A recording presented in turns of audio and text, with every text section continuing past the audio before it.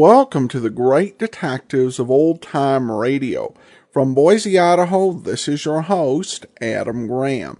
If you have a comment, email it to me, box13@greatdetectives.net. Follow us on Twitter at Radio Detectives and become one of our friends on Facebook, facebook.com/Radio Detectives.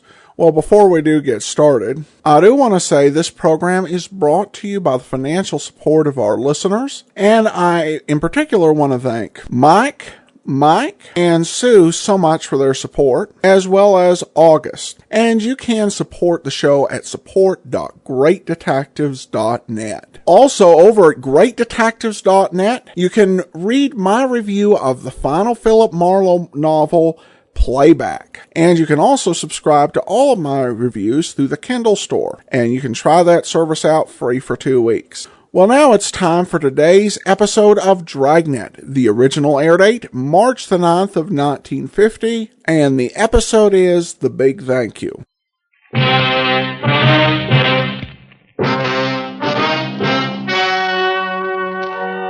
story you are about to hear is true. Only the names have been changed to protect the innocent.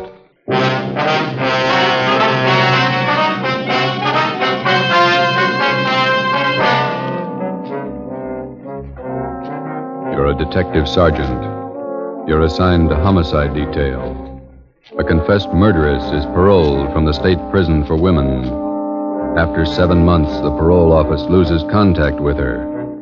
Your job, find her.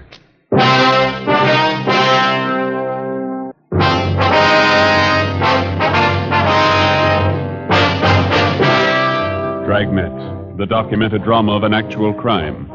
For the next 30 minutes, in cooperation with the Los Angeles Police Department, you will travel step by step on the side of the law through an actual case from official police files. From beginning to end, from crime to punishment, Dragnet is the story of your police force in action. It was Thursday, March 9th. It was foggy in Los Angeles. We were working a day watch out of homicide detail. My partner's Ben Romero. The boss is Thad Brown, chief of detectives. My name's Friday. We were on our way back from the state building, and it was 2:45 p.m. when we got to the city hall, room 29. Handwriting analysis. Want to have a seat, Fred? Okay, thanks. I'll see if Don's around. Maybe in the back room. All right. Don Meyer. Don, you here? Yeah, come in just a minute. Oh, hi, Ben. Got a quick job for you, Don. Can you spare a few minutes? Think so? Hi, Joe. Didn't Hi. see you. I'd like to have you meet Fred Galloway, state parole. Fred, this is Don Myers, our handwriting man. All right. you. Got a couple of signatures here. I'd like to have you check them now if you can. No, I can try. Let's see what you got. You want to show them, Fred? Yeah.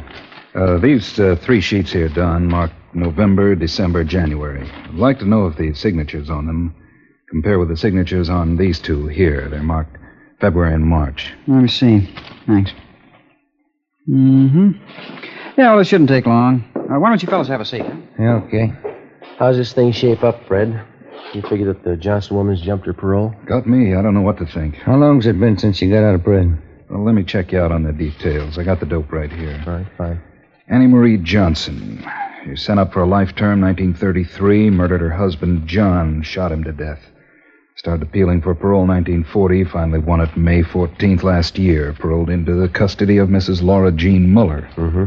Where does this Mrs. Muller live? Down Wilmington. Old friend of the Johnson woman. She fought for 10 years to get her released from Tehachapi. Have you been in touch with Mrs. Muller lately, Fred? Only by mail. We've been sending her monthly report forms all along. She's the person that Annie Johnson was paroled to, so the form has to be filled out, then signed by Mrs. Muller and mailed back to me. Yeah, I know. And that's where you figured that something was wrong. Well, we got the February and March reports back from her on time, all the usual questions answered properly, and it was the signature. Writing didn't look like Mrs. Muller's at all. You think the Johnson woman is faking the signature? Maybe. Tried to contact the Muller house half a dozen times the past couple of days. Nobody home. There you go, man. You got it? Yeah. Let me see. These 3 here, November, December, January, they were signed by the same person. Yeah. Signatures on the February and March reports. They're pretty bad imitations. One person signed these 2. Another person signed these. No match at all. Well, then the signatures on the last 2 reports were forged. I'd say so. She went up for murder. That's your department. You want to run it down? Sure. What's it add up to? Could be a lot of things. Could be nothing. Annie Johnson ought to know. Ben and I checked out of the office and drove down to Wilmington. We located the home of Mr. and Mrs. Joseph Muller on Seaboard Drive, just off Anaheim Street. It was an old-fashioned two-story house set back on a big corner lot along with plenty of shrubbery. It was a faded gray with lots of Victorian gingerbread hung all over it. Fancy carved gables, carriage driveway with hitching posts, and pieces of thick colored glass set in some kind of a design in the window of the front door. Out in the harbor beyond Terminal Island, you could hear the foghorns.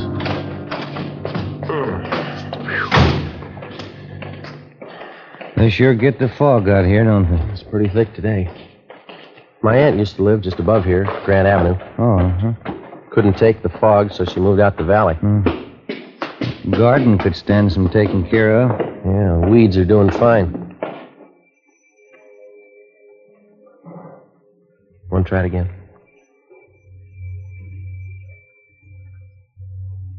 What do you think? Let's try the neighbors, huh? Yeah, all right. That house across the street must be somebody there. I saw a woman shaking a dust mop out the window when we drove up. All right. Kind of a bleak-looking spot up here on the hill, isn't it? Not many houses around. Yeah, and this fog's doing nothing for me. Chills you right down to the bone. What's the name on the mailbox here? Let's see. Miss Flora Carpenter. Well, maybe she can tell us something.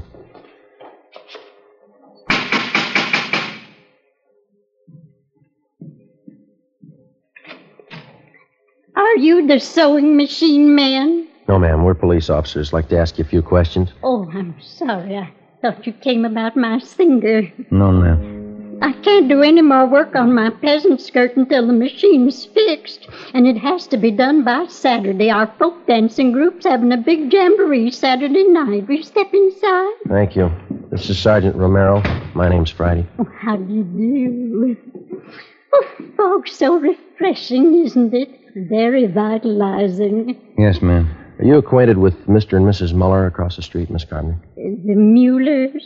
Yes, I've known them for years. And they have an Annie Johnson living with them? Yes, one of my very good friends. She's employed as a housemaid for the Mullers, is that right? Well, I guess you could call it that.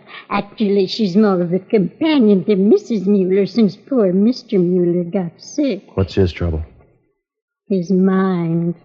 Poor man just lost his senses. He's at the state hospital at Norwalk. Mm-hmm. When did they send him there? Let me see. This is March.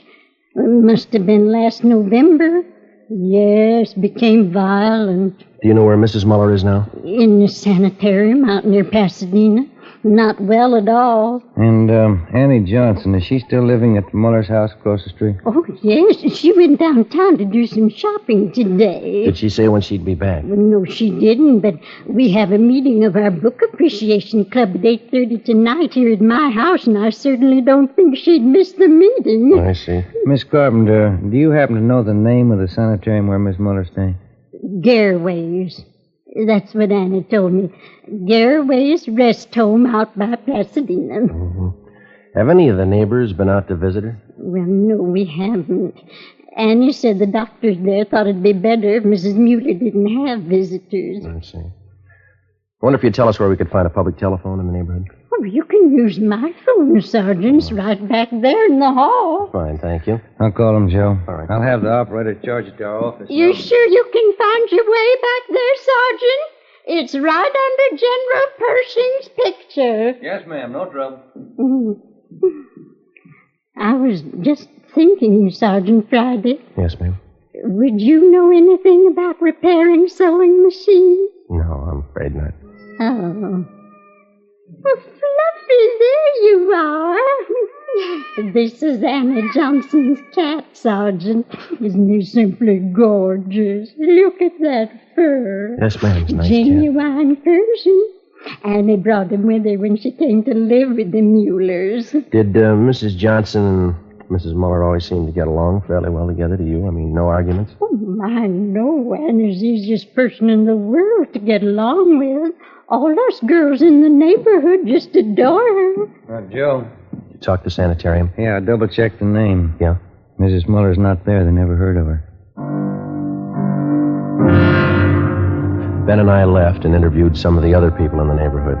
They all had the same high opinion of Annie Johnson as Miss Carpenter did. They all had the impression that Mrs. Muller was under doctor's care at the Garraway Rest Home in Pasadena. Annie Johnson told them so.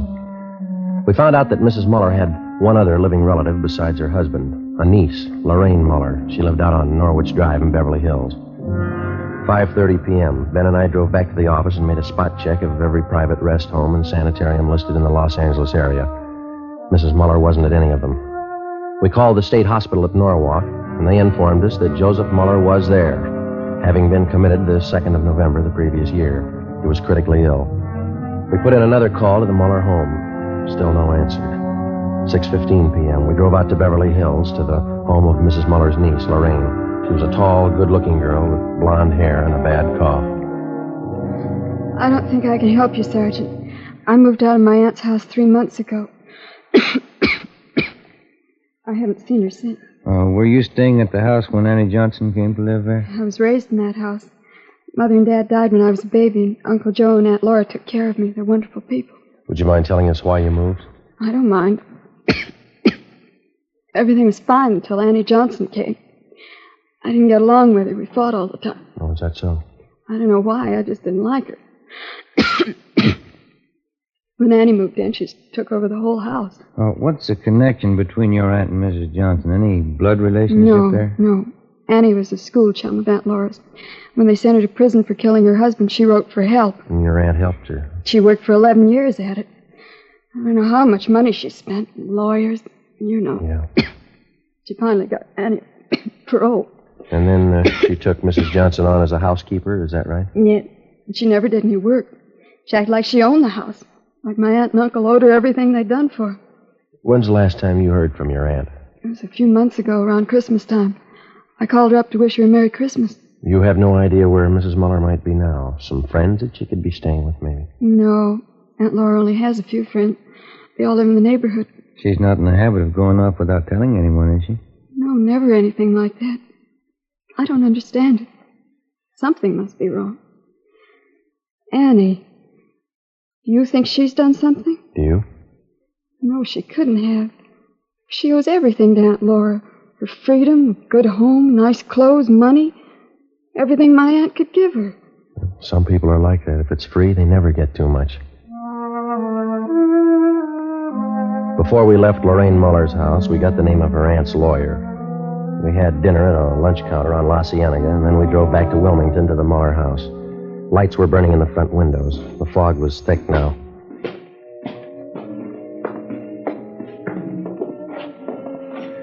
Guess that's her singing. Yeah. You want to ring the bell? Mm-hmm. Can you see in through the curtains, Joe? Yeah, she didn't hear it. Let's ring it again.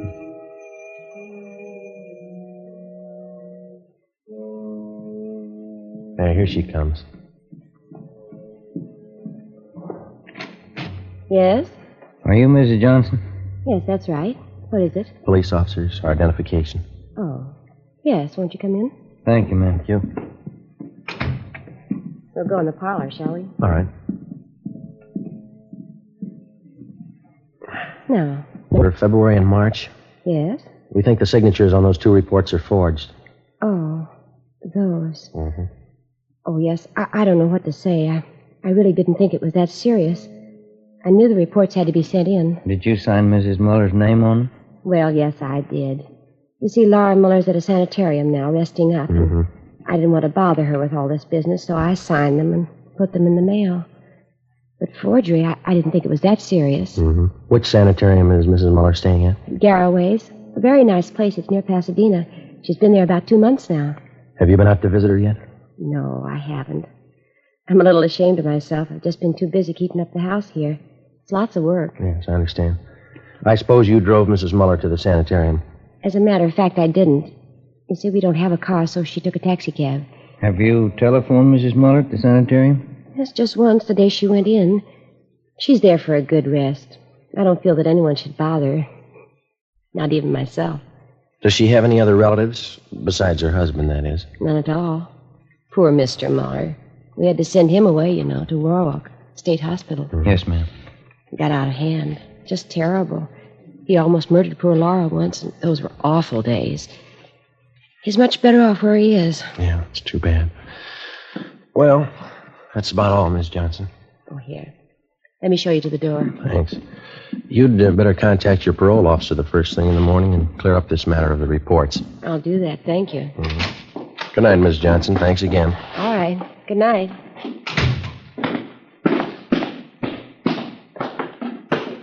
What time you got?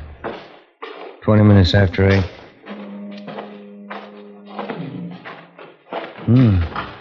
Light just went on in the attic. Yeah. What do you think? We better go take a look around. What do you think we'll find? I don't know. Maybe a reason for some of those lies she told us. 8:35 p.m. Annie Johnson left the house and crossed the street to Miss Carpenter's place. In the Muller house, in a small desk in one of the rear bedrooms on the first floor, we found a file for Mrs. Muller's business papers. In the file, we located 3 of her insurance policies. There was one for $5,000 and 2 for $3,500. Each policy had a rider attached, changing the beneficiary from Joseph Muller, the husband, to Annie Johnson. $12,000 worth of insurance. Yeah, let's get them back in this folder. Did you get the policy numbers? Yeah. What's this? Let's see. Phone bill. Light bill. Here's one. Labor bill. $1 an hour paid to Tom McCrae, charged to Annie Johnson. Let's go. Yeah, I want to get this address here. Tom McCrae, East Jefferson. There's her cat. Yeah, let's go see what we can find upstairs, huh? It's a pretty cat. We went upstairs to the second floor of the house and searched the rooms. We went up another flight of stairs to the attic. For a full half hour, we searched through dozens of corrugated cartons crammed with souvenirs and picture postcards. Joe, come here. Yeah. Take a look. Wrapped in newspaper. 3220 Colt. 3 empty cartridges. We got a gun and we got a suspect. Those insurance policies could be the motive. Let's pray to God there's no victim.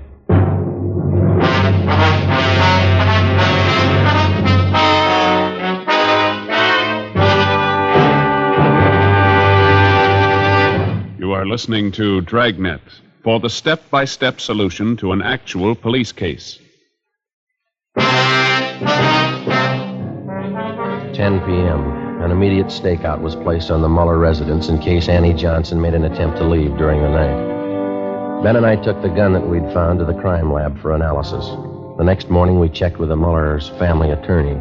He had no idea as to the whereabouts of Mrs. Muller, but he told us that about 3 months ago, she'd ordered him to draw up a new will for her. Under the new provisions, Annie Johnson was to be the sole heir of the Muller house and property, plus an additional $1,500 in bonds. Friday, March 10th, 11 a.m. While Ben checked with the insurance company, I met with Captain Elliott of Homicide. You got everything but a victim, huh? Where are you looking? We'd like to shake down the Muller house again before we look anyplace else. Didn't have a chance to give it a thorough going over last night. You're sold on the idea it's a Johnson woman? Looks like it. Sure it couldn't be a freak disappearance? No, sir, not in my book. Annie Johnson's got some big reasons for lying to us. I'd like to find them. How do you figure on doing that? Well, if we could pull her in and question her, just to get her away from the Muller place, I'd like to take a detail of men out there and shake the house from top to bottom. Just checked with the insurance companies that issued Miss Muller's policies. Yeah. And we got it right. Annie Johnson gets the dough if Mrs. Muller dies. Oh. Something else. The changes in the policies were made during the last 2 months at her home. It doesn't jibe. Why not? Well, Annie Johnson told us that Mrs. Muller's been in the sanitarium for more than 2 months. Here's a capper, Joe. What's that? Gil and Cenas went out to State Hospital at Norwalk to talk to Mr. Muller. Yeah? Joseph Muller died at 8 o'clock last night. Death from natural causes. What's that prove? Wait a minute. When Joseph Muller was committed to the institution, Annie Johnson figured prominently in that commitment. She had a lot to do with sending him away. Didn't take any chances, did she? Annie Johnson is left with the house, the bonds, and the insurance money. She had all the answers. Yeah, all but the right one.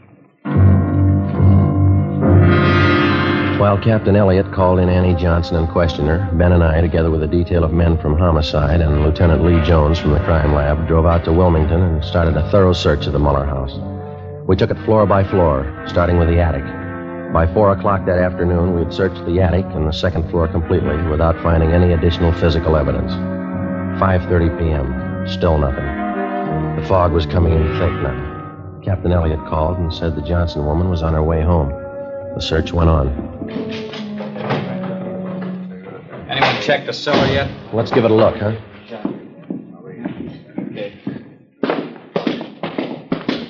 Joe, come on down. Please with me. We're checking some stains. What do you got, Lee? Picked up this line of stains here, Joe. They run down from the top of the stairs. Pretty faint. Let me see. Mm-hmm. So a few drops of benzodine, see what happens. Okay. Let's have a look around, Gil, see what we can find. There's no lights down here. You'll have to use your flash. I got one. Not much of anything, is it? I guess they use the attic for their storage place. Yeah. Wait a minute. Put the light over this way, will you, Gil? No, in the corner. That's it. See something? I don't know. Yeah, have a look here. New patch of cement. Looks pretty new alongside the rest. Yeah. There's a sledge and a couple of shovels back in the garage. Get them, will you? Yeah. Joe, Yeah. stains turned blue. It's blood. Lee Jones took some sample scrapings and went back to the crime lab to give them a precipitant test to determine if the stains were made by human or animal blood. We broke away the patch of new cement work in the cellar and we began digging. 6:30 p.m. Annie Johnson came home. We met her in the living room. Sergeant, I wonder if you'd mind explaining this intrusion. No, not at all. Will you sit down? I believe I'm the one to offer hospitality here. It's my house. Is it, Miss Johnson?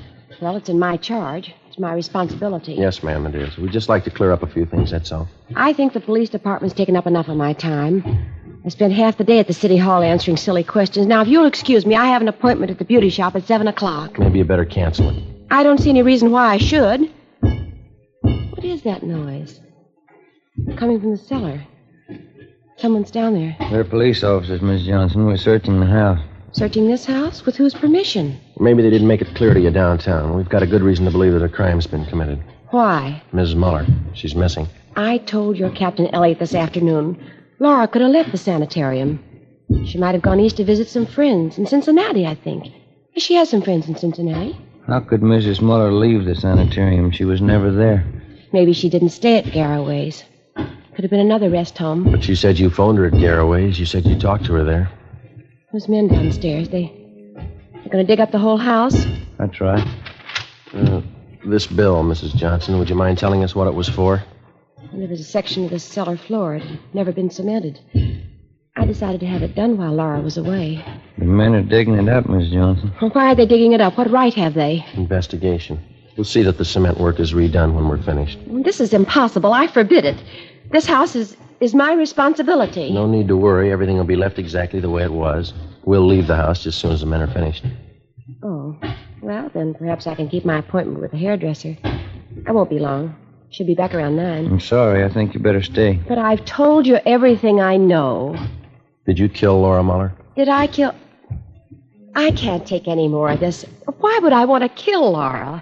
She's done everything for me. She's given me a new life. Did you kill her? I know, of course I didn't kill her. Well, then there's no need to be upset.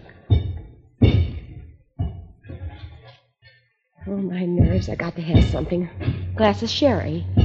Yes. Digging. How long is it going to take them? That all depends, ma'am. There's no reason for this. You don't know that anything's happened to Laura. That's right. Laura's the best friend I have in the world. 11 years. That's how long she fought to make them let me out of prison. She's the only one who believed in me. Yes, ma'am. She is. She's given me everything. She wants me to have everything. Everything I want. I wouldn't have a reason for killing her. Why, my clothes, my home here, money. They're all Laura's. She's given them to me. Would you like a glass of sherry, Sergeant Friday? No, thanks. You know, Laura was much older than I, Sergeant. She could have taken her own life. She didn't have much to live for. Old and sick. But I got everything to live for. Laura used to tell me that. So she gave me everything. Laura was much older than I. Would you care for a glass of sherry, Sergeant Romero? No, thank you. This whole thing's so silly. Laura's away on a trip. She's much older than I am, you know. I'm 38. You wouldn't take me for a woman 38 years old, would you, Sergeant? No, ma'am. I know I'm not really young anymore, but I'm still attractive, don't you think? A lot of men prefer mature women. Women with experience, background. I'd know how to take care of a man.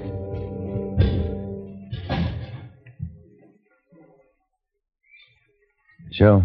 Yeah.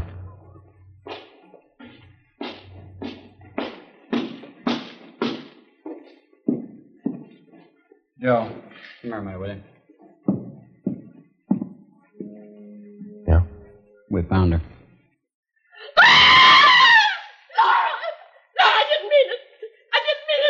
She didn't have anything to live for. She wanted to die. Call the coroner, Gil. Let's go, Miss Johnson. Laura wouldn't want this. She knows I didn't mean it. She's the only one who knows what I went through. Years in prison. Laura understood me. She gave me everything. Yes, she did. Ask anybody. They all know how Laura felt about me. Ask anybody. We can't ask her.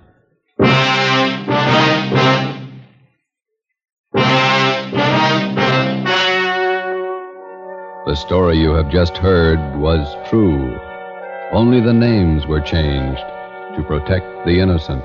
On July 14th, trial was held in Superior Court, City and County of Los Angeles, State of California. In a moment, the results of that trial.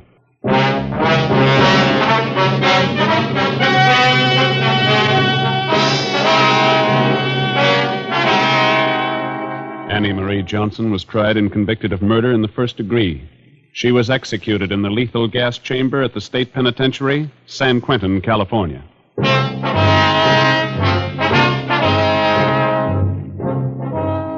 You have just heard Dragnet, authentic cases from official files. Technical advice for Dragnet comes from the Office of Chief of Police W.A. Wharton, Los Angeles Police Department. Dragnet wishes to thank the editors of Radio Television Life magazine. They have judged Dragnet the outstanding new program of the past radio season. Tomorrow, hear the Ronald Colman's charming series, The Halls of Ivy, on NBC.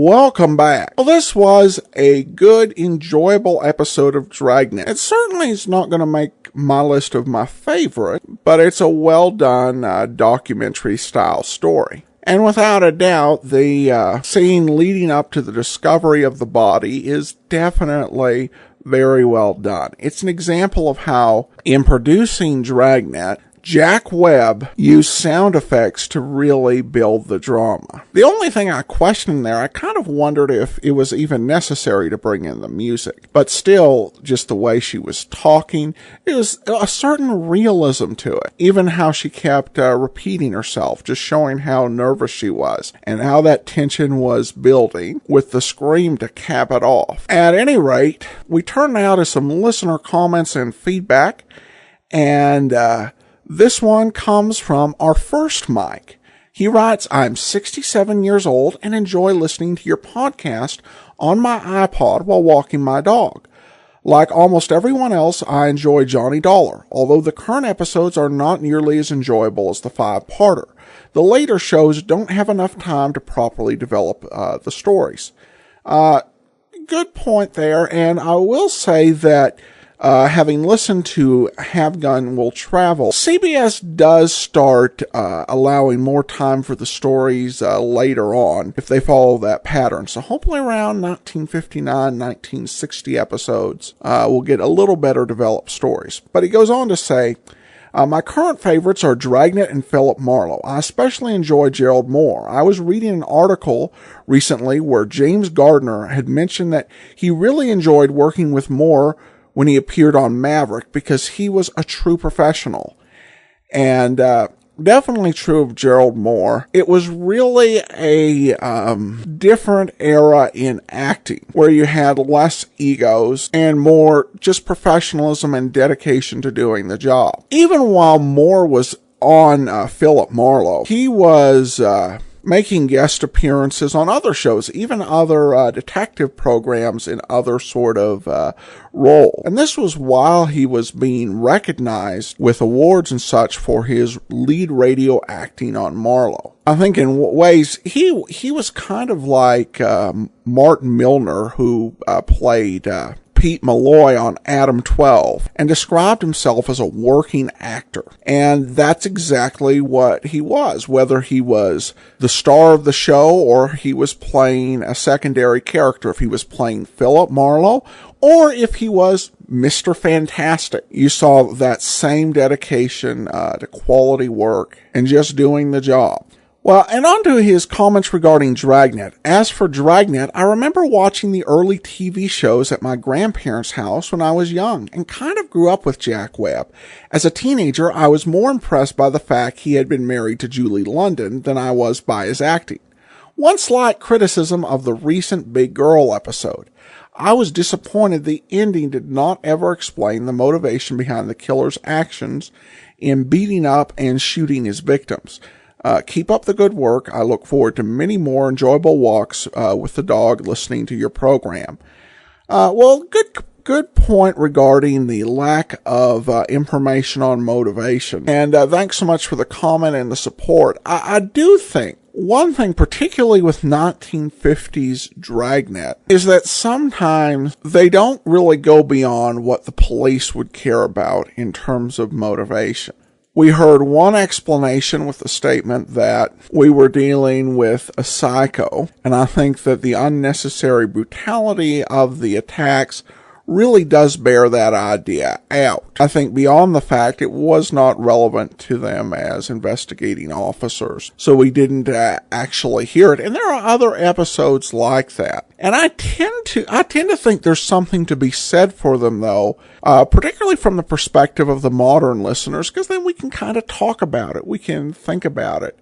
And it actually makes the episode a little bit more stimulating rather than having it held out to us. Another episode where all the motivations aren't laid out plainly, I'd say, would be The Big Hate. And there are a few others where they just really like to leave things to us to interpret. And then we have an actual letter from Sue, who went ahead and sent in a donation to the listener support campaign through our P.O. Box. Hi, Adam. I haven't been able to donate to your program in several years, so first of all, I'd like to give a shout out to everyone who did donate to keep the Great Detectives podcast going, and encourage any who can afford it to contribute on behalf of those who can't. Second, I want to comment on the Dragnet child killer episode. I thought it was interesting that you mentioned you were surprised by the murderer the first time you heard it. I knew as soon as they introduced the character as a neighbor that he'd committed the crime, because nowadays, tragically, we know children are more often in danger from people they know than strangers. So my interpretation was that the episode was a lot less shocking today than it would have been in the 1950s. And my wife was actually reading this letter, and she speculated on my surprise being my ability to compartmentalize things into thinking and expectations for the 1950s versus what I would expect from today's show. But you're right that there is definitely a great risk that children face from people that they know and that they should be able to trust. And the child killer episode came from a time when we knew our neighbors and we trusted our neighbors. And because he lived in the same neighborhood as these girls, they didn't react to him as they would a normal stranger. In today's world, people who might live 75, 100 feet away from you may be just as much a stranger as somebody who lives across town. Such is the state of the world we live in. And she says, at the end of that episode, you read a listener comment about a previous Dragnet episode where Webb goes undercover, and wanted to second the idea that listening to these early Dragnet episodes is giving me a much better appreciation for the talents of Jack Webb. I'm one of the people who grew up watching the TV episodes in the 1960s, and therefore thought of him as a much more two-dimensional than he was in these early days. I was also amused by some dialogue in a recent Nick Carter episode where he tells Patsy that he doesn't want to come across as a know-it-all. That is exactly my reaction to that character, and why the Carter series is one of my least favorite of those you featured. Overall, however, I really enjoy the series and your commentary. Thank you for your work, Sue. Well, thanks so much, Sue. Well, Sue, and for those who aren't enjoying Nick Carter, I hope you'll like Boston Blackie better, and he'll be here next season and for several seasons thereafter. And then we turn to an email from the second Mike, who says, thank you for your excellent podcast. I'm a huge fan of Philip Marlowe, Johnny Dollar, and absolutely love Vincent Price as the Saint.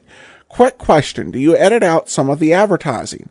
I know it may not be a popular opinion, but I think it would be great to hear more of those quirky, kishy, mid-century ads. I really appreciate your insights and opinion on each show as well. Please keep up the great work.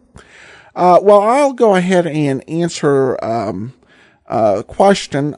We do edit out some, but not a whole lot. Dragnet, we do, and it's something we've done with Dragnet pretty much the first time we were through it. And it's certainly something that can be a bit of controversy and debate. I tend to remove the ads when I find them annoying myself. Now, let me go ahead and just clarify one thing. If you are charged with preserving and distributing preserved copies of old-time radio, like an organization like the Old-Time Radio Researchers, you should preserve the ads if they're in there. But it's basically, when it comes to rebroadcasting these, a lot of the organizations that have distributed or just broadcast them with host have removed. Some have chosen to remove them, some have chosen not to, and most of them I do leave in. I know that on my old-time radio Superman show, I've had a couple people say they wanted me to take the ads out of the Superman show for PEP, but I personally don't have a problem with them. The other shows other than Dragnet, I don't remove the ads, though some of them have had the ads removed. That's been the case with most of the recent Nick Carter episodes. Johnny Dollar was on a sustaining basis, and most of the surviving stories are Armed Forces radio services, so those had public service announcements, if those ads were included. Philip Marlowe at this point is on a sustaining basis, so is Crime and Peter Chambers, and so was The Saint. Finally, we have a note from Andrew who says, Dear Mr. Graham, do you know the Paul Temple radio series? It is, I believe, the longest running radio detective series. Just thought I'd mention it, though I suppose you must have run across it. Thank you ever so much for your efforts. I'm particularly enjoying the Johnny Dollar. When I hear the theme music, I'm back in my room in the house I grew up in. So nice that these programs are still around for future generations to enjoy. With best wishes, Andrew.